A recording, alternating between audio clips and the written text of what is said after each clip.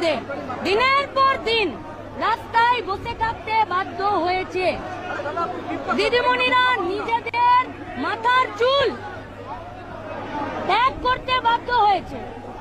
বাচ্চা ছেলেকে নিয়ে বাঁকুড়ার চাকরি প্রার্থী রাস্তায় বসেছিল। অন্তঃসত্ত্বা চাকরি প্রার্থী নিজের বাচ্চাকে হারিয়েছে। অনেকে এই আশাই ছেড়ে দিয়েছে যে আমরা চাকরি পাবো।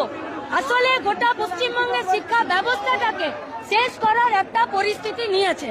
তাই 22 লক্ষ বৈমাসিটি প্রকাশ করতে হবে এবং যারা যোগ্য তাদেরকে চাকরিতে বহাল করতে হবে। এইটাই আমাদের মূল দাবি।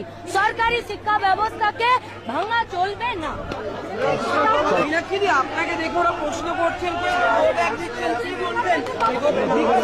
রাজ্যের কমিশন দুর্নীতি